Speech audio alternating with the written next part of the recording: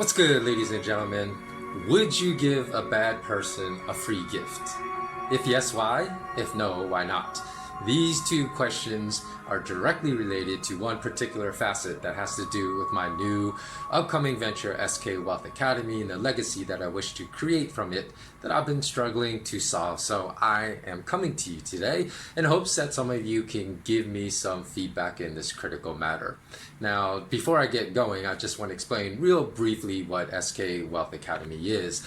It's a 20-plus course online educational academy that will continue to address some of the same subjects of my previous venture, like learning the best ways to invest in gold and silver assets, a skill that will be critical to building and preserving wealth for the next 10 years. But in addition, it's going to expand the pursuit of wealth from the narcissistic money is everything approach that has unfortunately risen to the top of society today into a far healthier and holistic approach that can teach everyone to pursue meaning over conflict, purpose over money, and to pursue a legacy that will continue to impact the world long after you're gone from this life. So please stick with me to the end of this video because I will explain the reason why I asked that specific question and why I need your help in finding solutions to that particular question. So for the last 10 years of my life, I've developed the 20-plus courses that constitute SK Wealth Academy that I will be launching in a few weeks. So you can basically visit a website's under construction now, but if you want to check it out, there is a link to a blog that I am now posting regular articles on, and that website is outlast.com. Again, and you'll find a link to the blog there. And again, that is Malamalama. It's a Hawaiian word that means clarity of perception, brilliance. That has to do with it, my educational slant to my next venture, and that is spelled exactly how it sounds, except there are two A's in the first syllable. So it's M-A-A-L-A-M-A-L-A-M-A, Malamalama. Okay, so the amount of days that I can literally count the amount of days that I haven't done at least one thing to forward the dream of making SK Wealth Academy a reality in the last 10 years on just these two hands. So there's literally been probably only 10 days in the last 10 years that I haven't done at least one thing every day to turn SK Wealth Academy from a dream into reality. So my purpose in developing this new venture is not only to revolutionize the options we consider for ourselves in the pursuit of education, but through a radically different approach to education, affect the lives of everyone that signs up for SK Wealth Academy in a positive way by providing disruptive approaches to our pursuit of wealth, success, and education. Because obviously with the degeneration of society into constant bickering and fighting amongst one another and with each other, our current approach is miserably failing. So I've addressed 4 elements critical to education in my SK Wealth Academy that are largely absent in academia in all 194 nations in the world today. And these 4 elements are: 1, an immediate restoration of critical thinking development; 2, an immediate return to corporate ethics that is now largely absent in the leadership of the largest corporations in the world today, including companies that, if I named in this video, would almost certainly result in this video being censored, demonetized, and shadow banned, although part of those 3 factors will probably likely happen anyways. 3, understanding the differences between unsound fiat currencies and sound money, and how misunderstanding of these issues contributes to the persistence of great suffering in the form of global poverty and hunger. And 4, the identification of life purpose to replace widespread materialistic pursuits that have created and spread elevated levels of loneliness, anxiety, and opioid dependence. So recently I posted all my Malamalama IG account, because I have a Instagram account by the same name, Malamalama, the mindless menace of violence speech delivered by the late great Bobby Francis Kennedy one day after the murder of Martin Luther King Jr. Now, the content of that speech ties into the purpose of this video. So if you haven't watched it, it's one of the best speeches, in my opinion, ever delivered by a politician, and one that is just unfathomable that a politician today would ever deliver it, simply because the fact that the political arena has been in massive decline for decades, and after both Bobby Kennedy and his brother John F. Kennedy were both murdered because they were honorable people that wanted to do honorable things, which is taboo in the world of politics. So the phrase that stood out most to me was the following in his mindless menace of violence speech. He said, quote, "Too often we honor swagger and bluster and the wielders of force. Too often we excuse those who are willing to build their own lives on the shattered dreams of other human beings."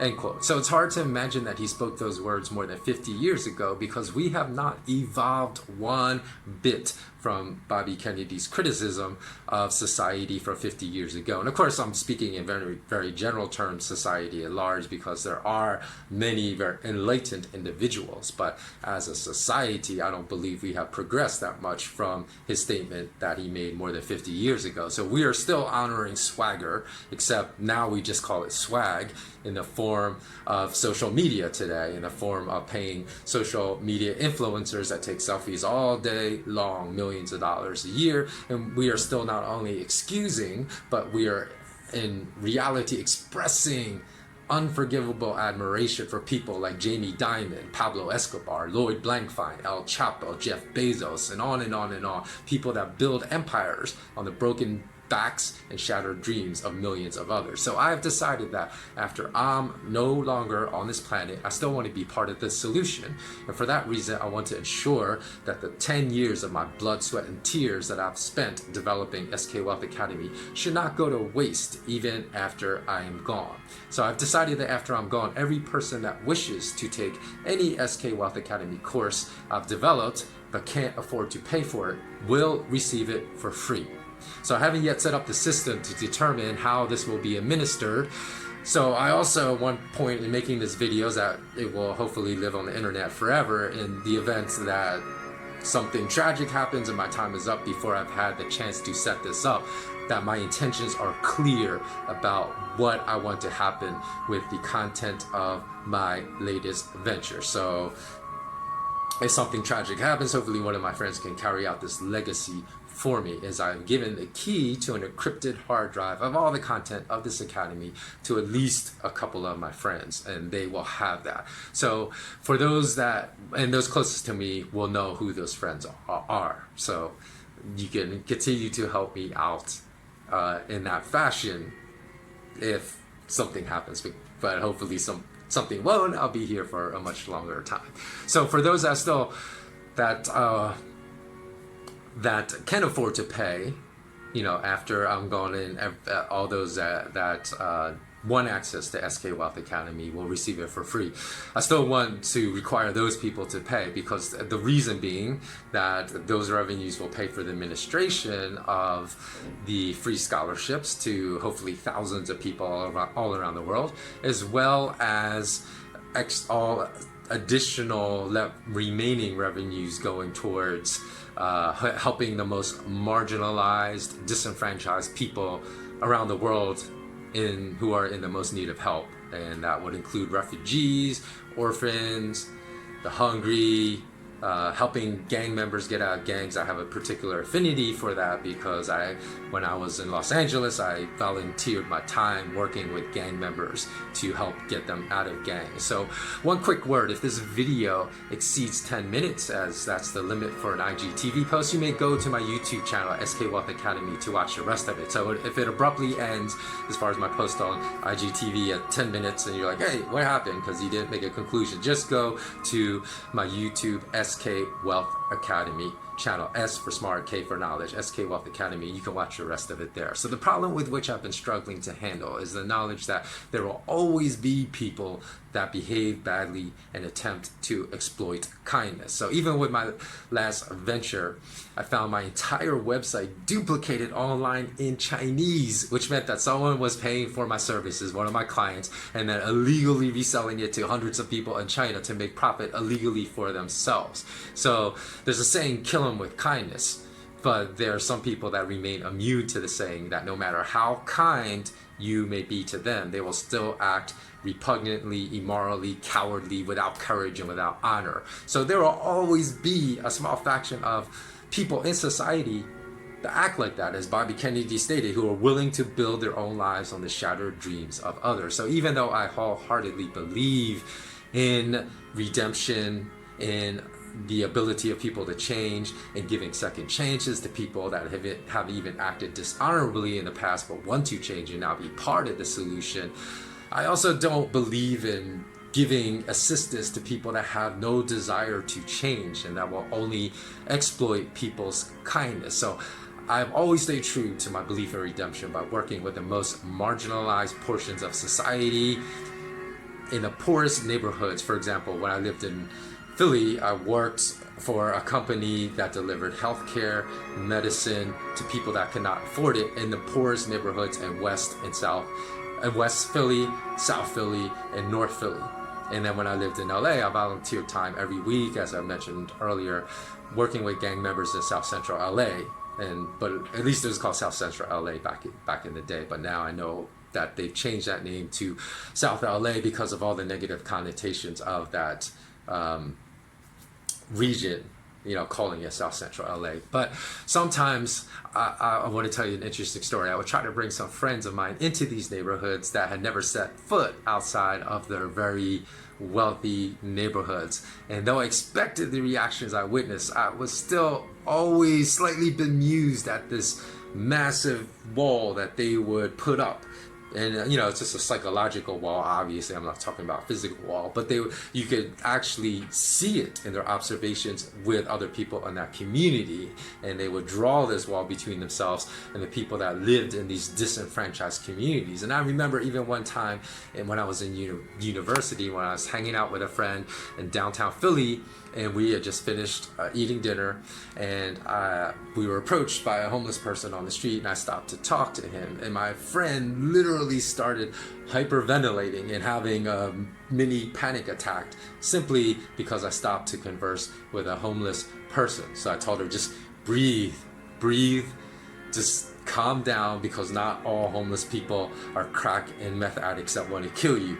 And some are genuinely people that are just down on their luck, that once had good jobs, once had financial stability, but through unfortunate economic circumstances ended up living on the street. So I've been told her, though I knew I wasn't going to change anyone's life with a 10-minute conversation, it was important for us not to lose our humanity, not to pretend we don't see these people and walk by them as if they do not exist. So years later, when I had moved to Los Angeles and I stopped and talked to another homeless person who was a perfect gentleman and actually very articulate, but just down on his luck. I recalled that incident in Philly with my friend, because before I parted ways with this homeless person in Los Angeles, I told him about some resources which he was not aware, like a soup kitchen and a shelter in downtown LA, that because he expressed a desire to get back to his former life he once had.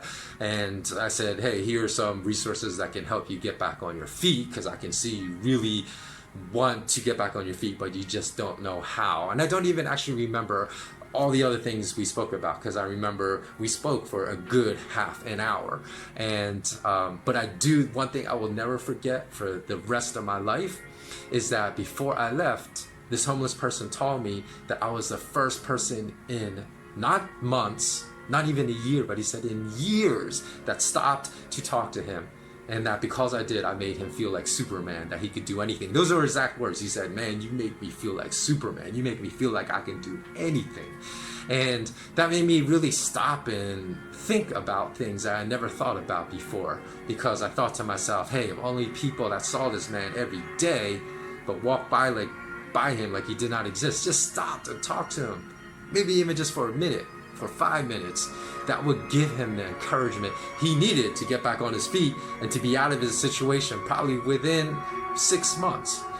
So I thought, how can we change society in, forming and how we view each other, no matter what socioeconomic class we're in, no matter what race, no matter what nationality, no matter what religion, in which we form more community with one another instead of more seeding more discord and more animosity, more hatred, which seems to be the case today. So can you imagine feeling abandoned, like nobody in the entire world cared about you for year after year after year? So I don't know if you can, but I can't. So this homeless person that wanted a better life is exactly the type of person I want to help. While I want to ensure that I don't help people like that person that pretended to be me, replicated my entire site, and made it only discoverable on the Chinese search engine Baidu, that would seek to exploit others. And so in fact, that same person is likely watching this video,